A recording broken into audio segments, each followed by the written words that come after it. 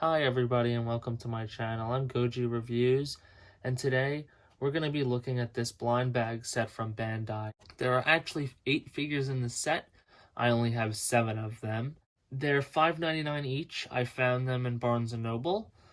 I think I probably, trying to get all of these figures, probably bought out one Barnes & Noble's worth of inventory of these figures, so I apologize anyone in the New York area. For me personally, when I first saw them, I saw them on Instagram, so I really wasn't expecting too much, Barnes & Noble, $5.99.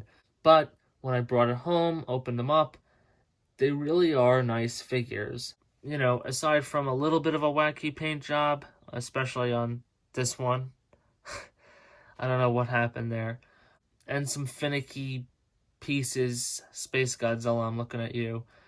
But it's a really well done set, and I really hope they do make another one, because I really think that this is really a great way for if you're someone who's trying to get into collecting or get a few figures, or someone that likes Godzilla, you've got something $6 and it's nice.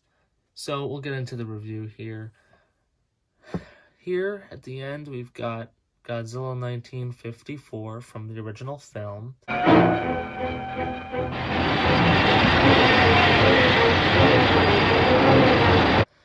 He's got his painted dorsal plates, but he's mainly just gray. He actually kind of looks like Shin Godzilla from certain angles. Just like that angle, I'm looking at it right from the camera, and it just looks just like Shin. So yeah, this is Godzilla 1954. His arms you have to attach them, but they were very simple. It's a nice figure. If I could have gotten the 1984 figure instead of that figure, that would have been better, but it is what it is. It's a nice figure regardless.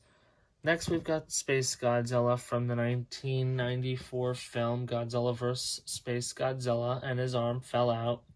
And you'll now see what I'm talking about. Yeah, so it's a really well done figure. I really like the curved tail. I have a Space Godzilla Bandai figure, so I really didn't need another Space Godzilla, but it's a really nice one for the collection. I think it's well painted. It actually kind of reminds me of the Trendmasters Godzilla with those red eyes here. So a nice figure, a little finicky with the arms though. I don't understand why this is the only one that has these problems. You can see me trying to fix his arm off camera here, and his other arm has fallen off. So next we've got King Ghidorah from the 1991 film Godzilla vs. King Ghidorah.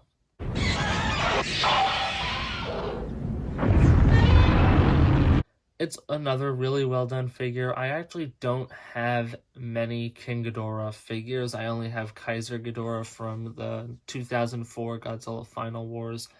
And I also have the GMK King Ghidorah, but I don't have any Showa King Ghidorahs. I do have Mecha King Ghidorah, but I don't have a Showa Ghidorah or the Heisei Ghidorah at all.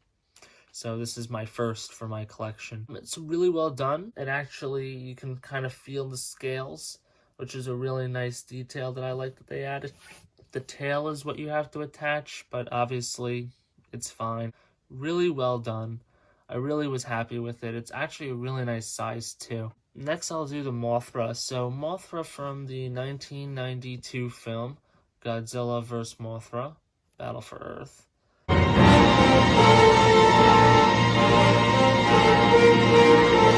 Here, really well done on the wings, on the front, but on the back, as you can see, but it is like that most of the time, so you're really not going to notice that. But a really well done figure. And actually, I believe it was one of the top movies for Godzilla in Japan, next to King Kong vs. Godzilla. Next, we've got the Showa Rodan from the 1956 film Rodan.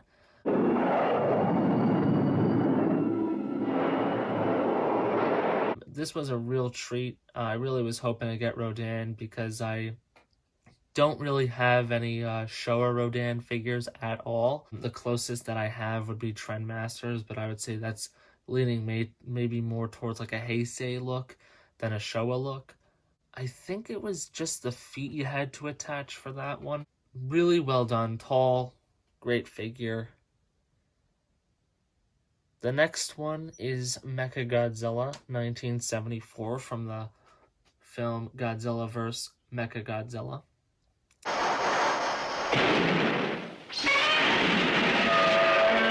A really nice attention to detail. As you can tell, it's the 74 model and not the 75 model because it's got the red there on his arm. The blue is for the second generation Mechagodzilla from 1975. I don't have any Showa Mechagodzilla figures at all, so another first for my collection. A really nice treat, just because, you know, it's a figure that I don't have and I have it now. And then we've got the burning Godzilla figure.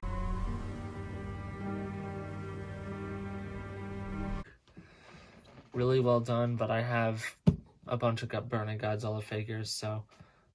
And just for a comparison, I do have a Trendmasters Godzilla. I know there are others. I have a larger one and then a one that's a little bit bigger than this one that you push in and it roars. I don't think it roars anymore though. But this one, I believe came with a Mothra set, but the Mothra I think I lost. So this just for comparison for like the figures. So this would be, you know, 1954 compared to Trendmasters. So this is the blind bag versus the Trendmasters. So it's a pretty, you know, it's, you know, by his leg there. So it's not a bad size for a figure, especially if you don't have a lot of room, which I currently at the moment do not. Next, I'll move on to the bag. The bag design. So here's the bag. It's got Burning Godzilla on the front, Ghidorah, Rodan, Mothra, and then on the back, we've got the whole crew here. So it's got the 1954, the Burning Godzilla, 1984, Mechagodzilla, Ghidorah, Mothra, Rodan, and Space Godzilla. You know, $5.99. Great price for really, I think, pretty well done figures for the most part, aside for that Space Godzilla hiccup there at the beginning. So I hope you guys enjoyed my review. So please rate, comment, and subscribe. And if you have any suggestions or anything that you want me to review, please let me know in the comments. And here's to the next time.